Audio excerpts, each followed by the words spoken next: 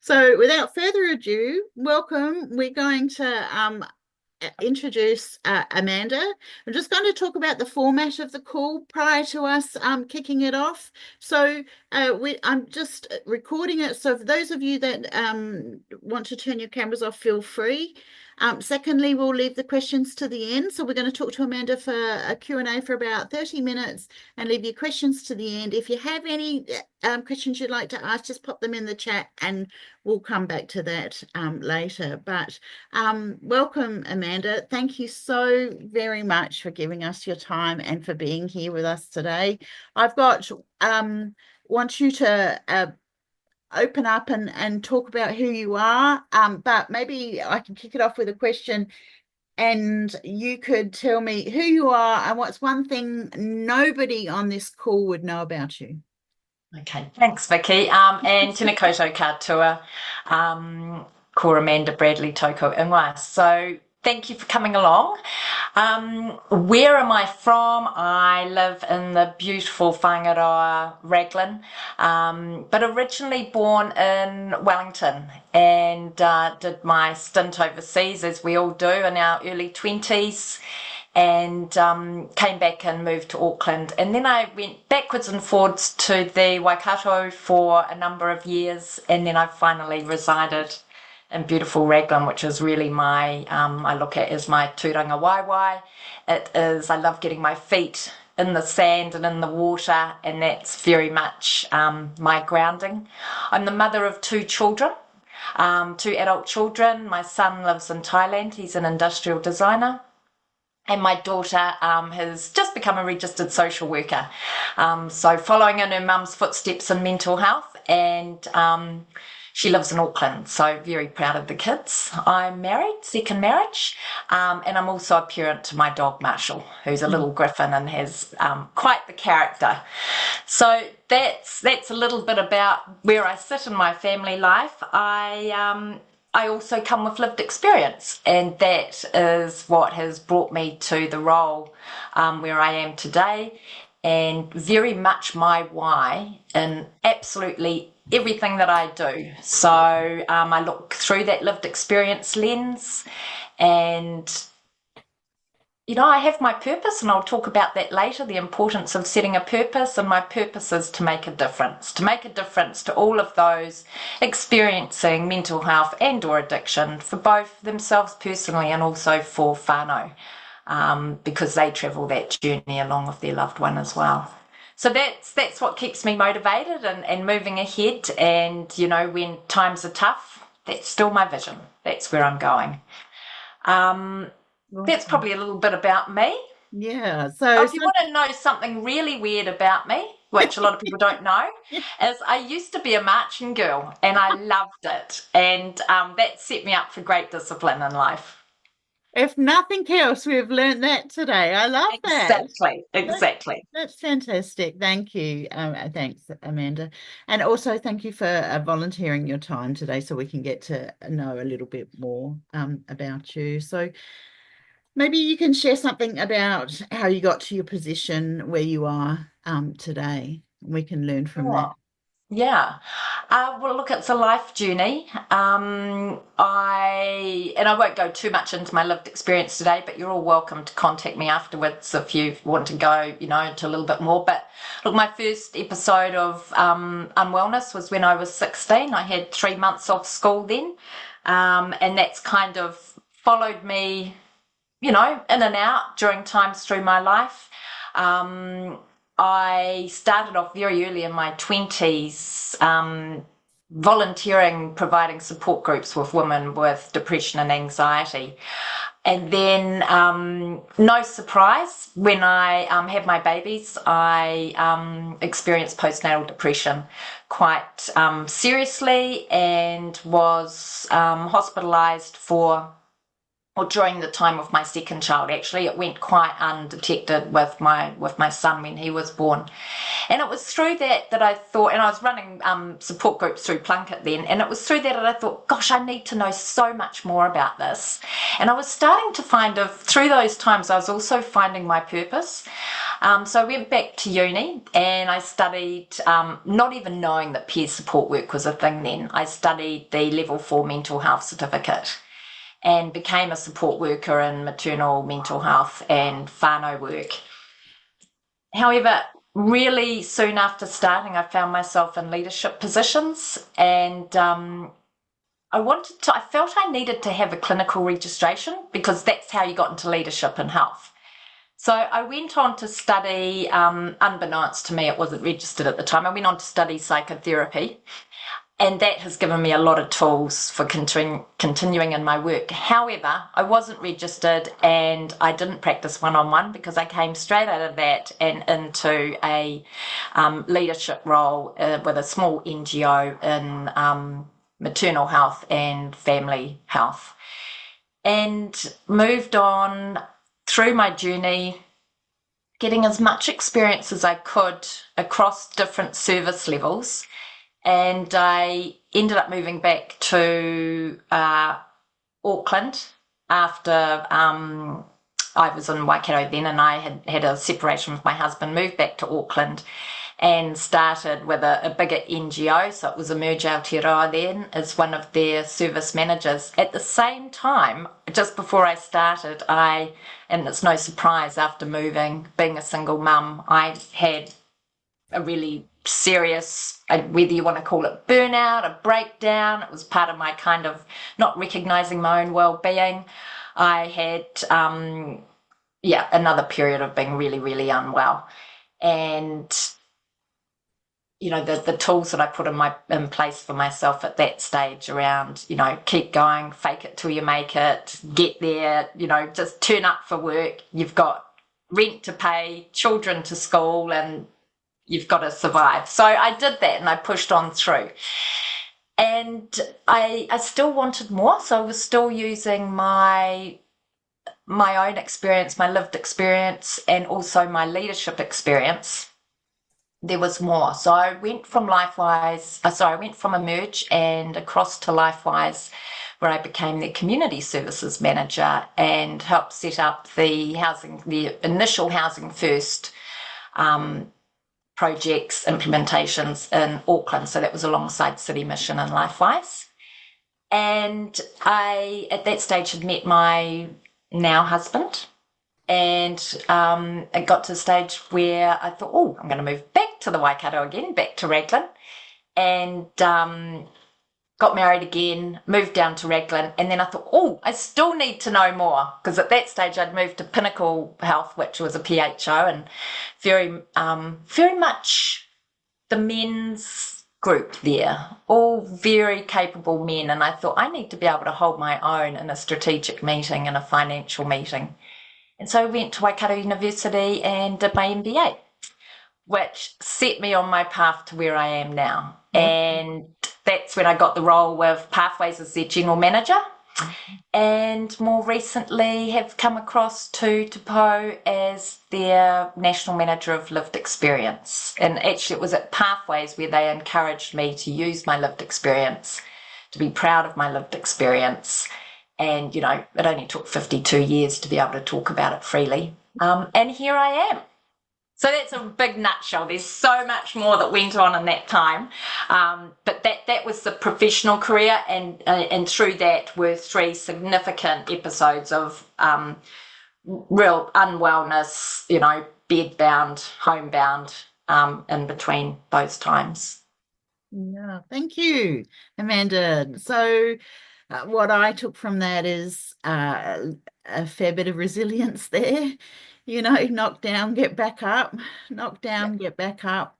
But sounds like you've certainly worked in areas that have supported your wellness journey as well. So thank you for that background. I'm really, really excited now about hearing about our topic about just hope and authenticity. So maybe you can tell me something about what you're working on the community at the moment that's giving you that hope and that you're throwing in that authenticity. Yeah, sure, Vikki. Look, I think the very fact that lived experience roles are being funded in the community at the moment is huge hope. I also recognise the role that I've been given at Te Pou as the National Manager of Lived Experience is also hugely hopeful, and it's just demonstrating that the health sector is moving in the right direction in funding these roles and really asking that lived experience voice to be at the table. So every day I go to work, I feel like there's hope. I have an incredible team around me and also an incredible sector. So the work we're doing at the moment, I think, is very much that the team is very present and I'm being very present. And what that is doing is highlighting the lived experience voice.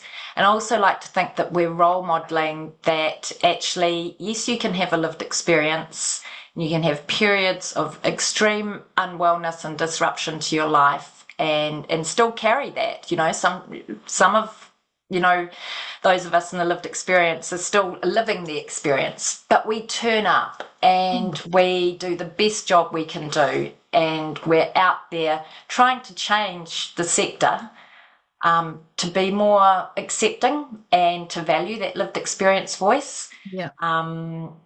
to see the leadership shine, to break down some of the myths that are out there about people with lived experience. Absolutely. We know that, I think it's down to 1 in 4 now. It used to be 1 in 5, but we know that 1 in 4 people have an experience of mental illness and or addiction. So they're all around you and we're all out there and we're doing a fantastic job. And that's what brings me hope. More down to I guess, the nitty gritty of what we're doing in the community is providing that scaffolding and that infrastructure for our workforce. So what is it that the lived experience workforce really need to keep them doing the best job they can? So it's the reflective practice, it's understanding the competencies they work in, it's providing the communities of practice groups to support them and have those, like-minded people to check in with and talk about where they're going and how they're feeling and are we on the right track? That is hugely hopeful. And no more authentic. I can't think of anything that's more authentic than in dealing with the truth, right? Yeah. It's time for everybody to understand that 1 in 4 of us at some point of our lives will go through some form of difficulty in life, and let's stop pretending it's not happening. Let's make an avenue. And I'm so in awe of the lived experience. I wonder if you could maybe just share with us here that's on the call and anybody else that's listening at the moment, how can we as individuals make a difference, do you think, with our colleagues, with somebody that's going through some tough time at the moment?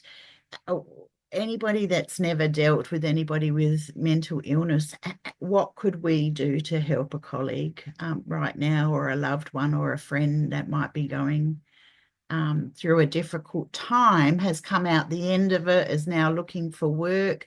How do they get involved? How do we get involved? I think it's recognizing the strengths, whether it's with your colleagues or actually with your friends, because if you're true to your strengths and you work with those, things come so much more naturally. Love that. I'm a great believer in using the strengths, and it's the Clifton strengths that I absolutely live by. A couple of you online here will know what that's all about. And so use it. Don't try and be something that you're not. So my strengths are very much, look, I just pulled them out this morning to remind myself, and I thought all 5 are in that relationship, they're relationship strengths. And that's what I love.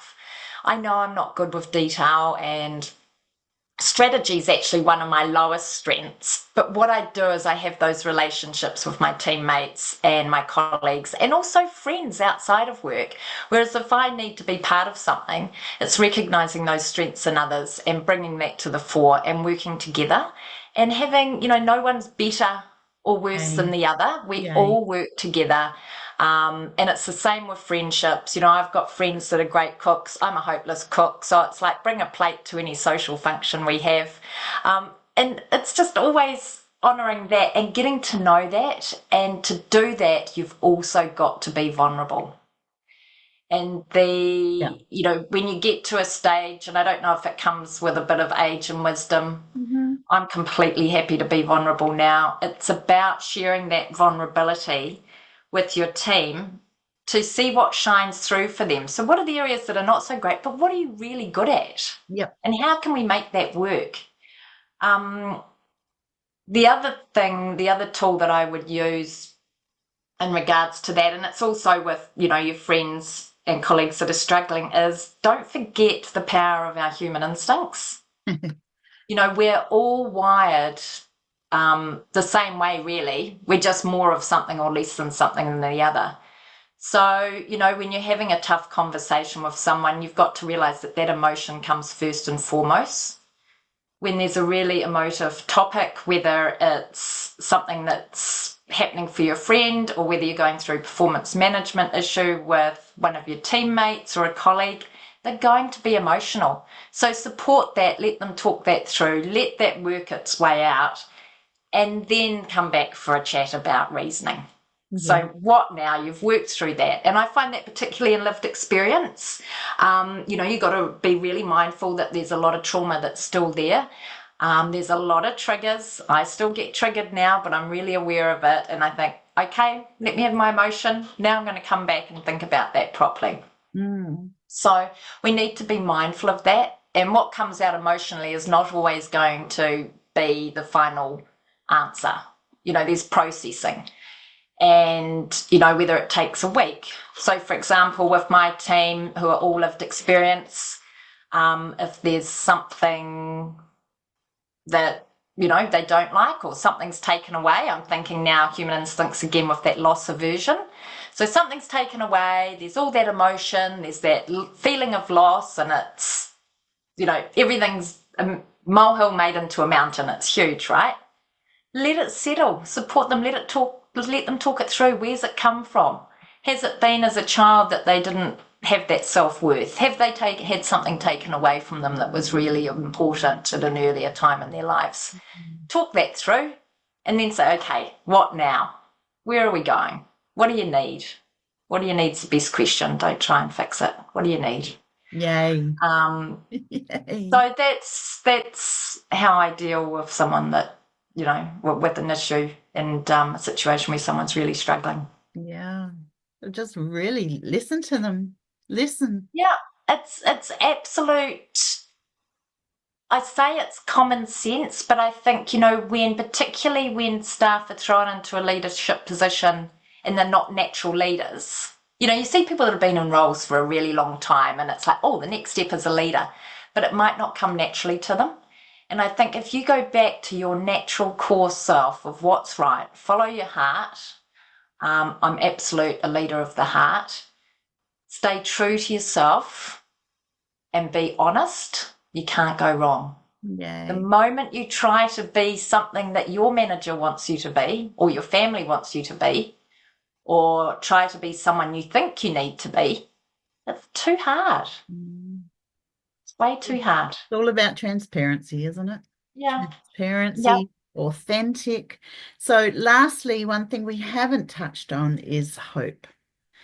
So, this is unique and different for each and every one of us, but uh, I'd like to say that when you get over your 50s, you're in your latter part of your life, you must have seen some real hope along your journey.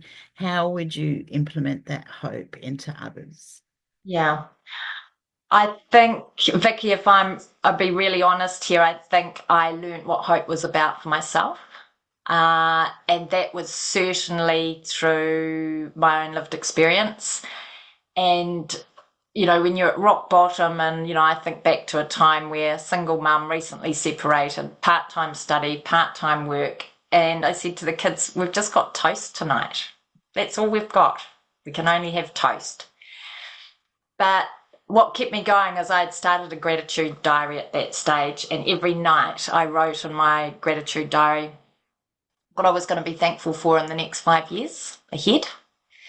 And I remember at that stage thinking, and this is just an example, I'm a great believer in what you manifest. I remember I would write 5 things each day, what I'm grateful for, just to keep things going well. And it might be like, the weather's beautiful today, the kids are happy today, the teacher was nice to them, that sort of thing. But at the end, I'd write something bigger. And I remember writing, I'm really thankful to have the job that I want to have and a salary that will allow the children and I to have opportunity.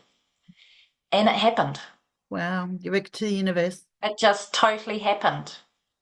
And then my next vision was, and I still do my gratitude diary today, it was, by the time I'm 50, I would really like a 6-figure salary and to be in a role where I'm heard and I make change. Yeah. And then at 49, I got my GM role and I was away. So, that is hope. Yeah. I also see it with, friends that often, and many of you will experience this as well, when your friends are struggling with their own children, they ring you and say, what shall I do? And it's holding the hope for them when they can't see hope. And it's saying, this is what I've seen happen in my work. This is, things don't stay at the bottom of that wheel the whole time. It keeps going around. Or I always use the analogy, and I think that's why I love the beach. The waves keep breaking in, they keep receding, they keep coming back in, and that's like life. Yeah. Bad times and good times come and go. It's part of our journey. So that's a whole lot about holding hope, and also we've got to stop trying to please everyone. And I don't want that to sound cold and harsh, but when we can start prioritizing our own well-being and doing really healthy things for us, then we're a much better person with everyone else. Yeah. And so if you're struggling raising a family, struggling with a team at work, have a look at what's important to you. And role model how things can be in the day. So, I mean, positivity is my number one strength. So it comes naturally for me. But, walk into your office how you want to be for the day. Walk in positive. If you're going to walk in grumpy and a bad mood, then your staff feel that. And they're not going to want to talk, and they're not feeling their best, and they're not going to want to do, what they want to do. So walk in there bright and happy, say hello to everyone. I remember working for a manager once that you just knew the moment he walked through the lift is, do not talk to him today. Yeah. That's not nice, bring joy to the work. We're Absolutely. At work a lot of the time. Yeah. And that's another thing, with providing hope is, what is it each day? And when people struggle, I say, what bit of joy are you going to have today? Nice. And I do that with my staff now. Yeah. Have you booked out an hour in your work day today that is a piece of work that brings you joy? Yay. Yay. And I also do that when I interview people. So you're going to be here 40 hours a week. Yep. For 2 hours of each week, what are you going to block out as your joyful piece of work? Nice. Whether it's self-development, whether it's taking yourself to a quiet place to reflect on what you've done for the week or what you're going to do next week. Whether it's having coffee with a colleague to talk around, what's working for you, what's not working for you. That's a really good use of time. Awesome use of time. Absolutely. Those kitchen conversations sometimes can spark great ideas, which you can pick them up and take them further.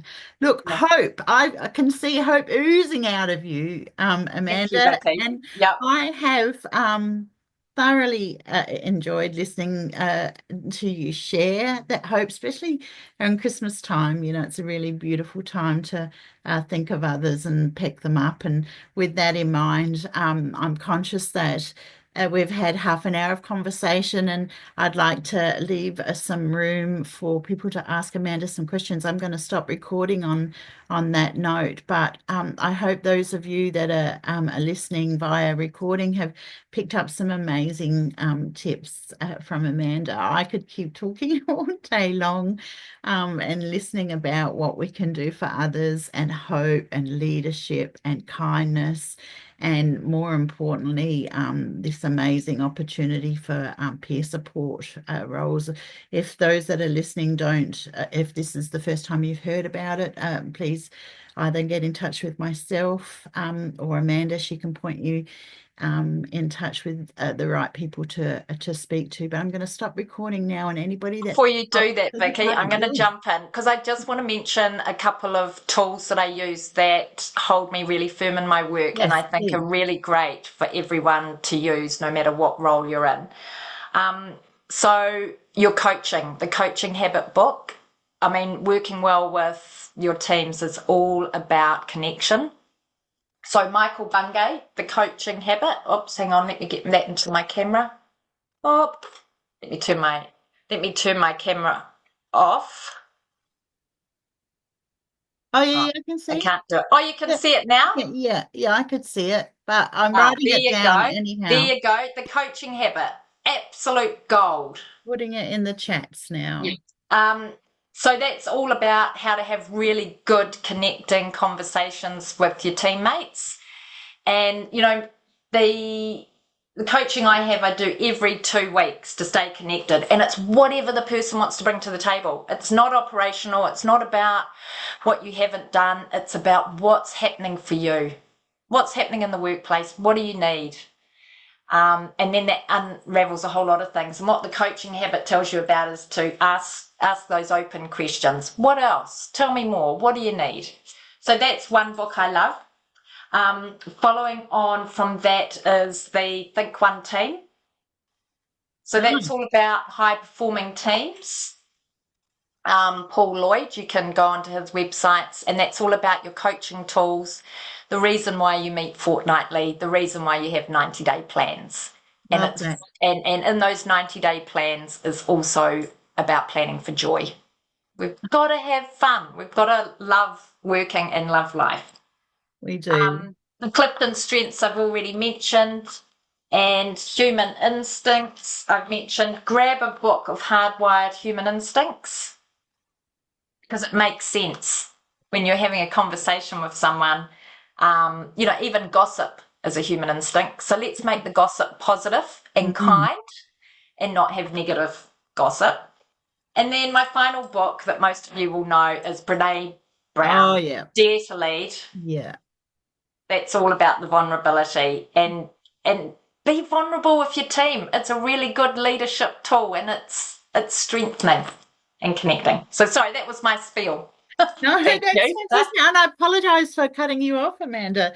No, I am a book lover. I'm always, and especially over Christmas period. Now we've got a few weeks to pick one of those up. I'm audiobook, so I'll try and see if I can catch a couple of those via audio. Amanda, it's been a pleasure.